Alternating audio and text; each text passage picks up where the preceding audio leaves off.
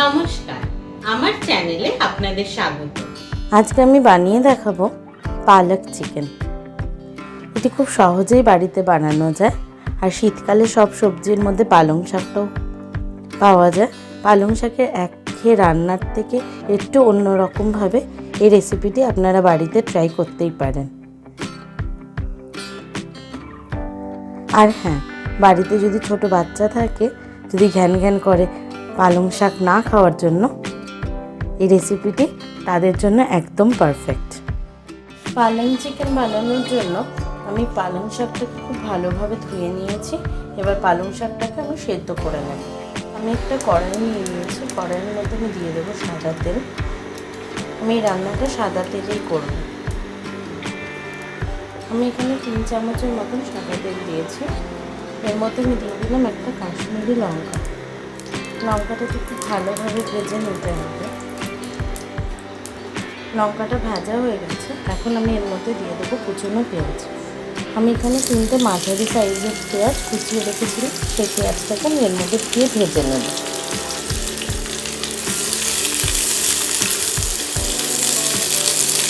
যাতে তাড়াতাড়ি ভাজা হয়ে যায়, তার জন্য আমি এখন এর মধ্যে দিয়ে দেবো লবণ। আমি এখানে 1 চামচের মতন লবণ দিলাম। পেঁয়াজটা লাল করে আমি ভেজে নিয়েছি। এখন আমি এর মধ্যে গুঁড়ো মশলাগুলো একে একে দিয়ে দেব। জিরে গুঁড়ো, ধনে গুঁড়ো, হলুদ। আমি এর মধ্যে এখন সামান্য জল অ্যাড করব, যাতে গুঁড়ো মশলাগুলো পুড়ে না যায়। এখন আমি এর মধ্যে দিয়ে দেবো আদা বাটা। আমি 2 টেবিল স্পুনের মতন আদা বাটা দিয়েছি।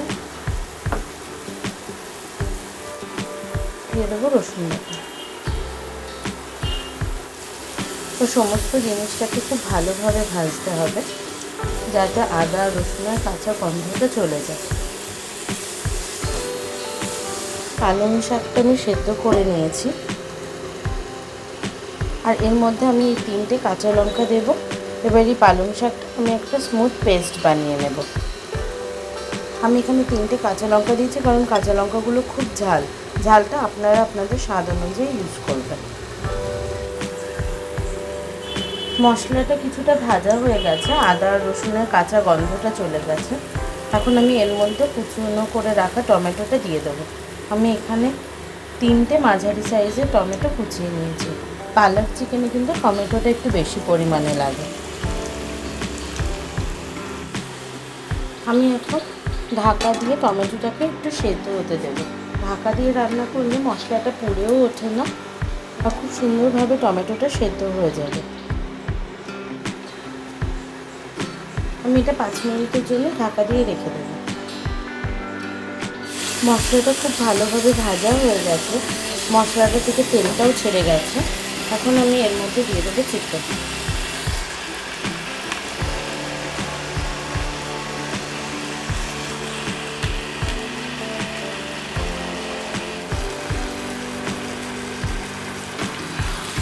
এখানে আমি 1 কিলো চিকেন নিয়েছি।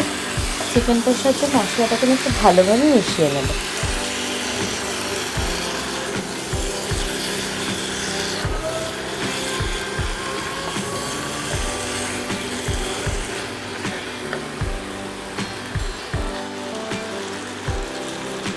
চিকেনের মধ্যে আমি এখন দিয়ে দেবো টক দই। আমি এখানে 3 চামচ মতন টক দই নিয়েছি। টক দইটাকে খুব ভালোভাবে ফেটিয়ে নিয়েছি। চিকেনের সাথে টক দইটাকে খুব ভালোভাবে মিশিয়ে নেব।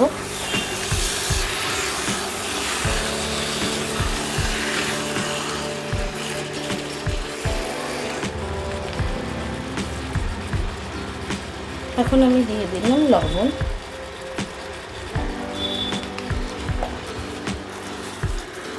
তো সমস্ত জিনিসটাকে চিকেনের সাথে ভালোভাবে মিশিয়ে নিতে হবে। দেখুন, দই দেওয়ার জন্য চিকেনটা থেকে জলটা ছাড়তে শুরু করে দিয়েছে। এই জলটাতেই কিন্তু পুরো রান্নাটা আমি করব। আলাদাভাবে কোনো রকম জল আমি দেব না। এই সময় ফ্লেমটাকে একদম আস্তে করে দিতে হবে। এবার চিকেনটাকে আমি ঢাকা দিয়ে 10 মিনিটের জন্য সেদ্ধ হতে দেবো।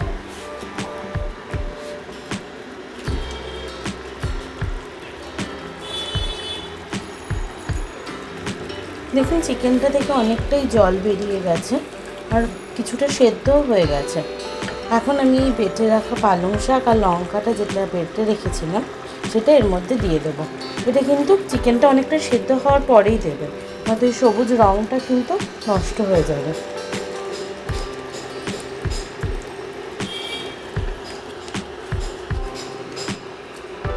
আমি 1 কিলো চিকেনের জন্য 250 গ্রাম পালং শাক আমি নিয়েছিলাম।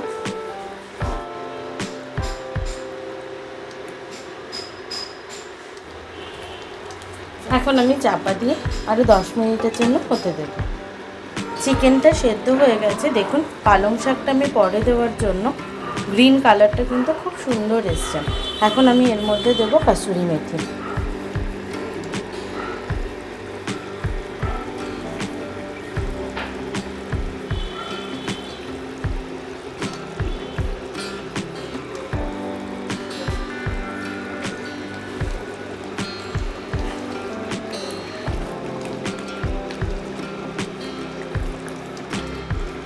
পালং চিকেনটা কিন্তু সার্ভ করার জন্য একদম রেডি। একটা জিনিস শুধু খেয়াল রাখতে হবে, শাকটা কিন্তু চিকেনটা যখন হাফ বয়েল হয়ে যাবে তখনই দেবে, নয়তো কিন্তু এই সুন্দর গ্রিন কালারটা কিন্তু আসবে না, অনেকটা কালচে হয়ে যাবে। এবার আমি এটা সার্ভ করে নিচ্ছি।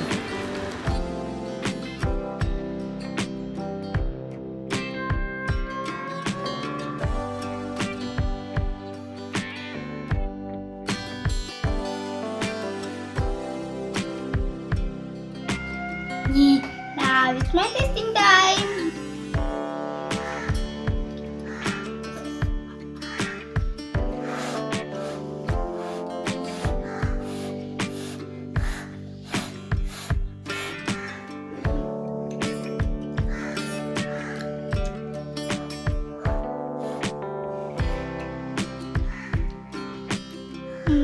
Wonderful, very tasty.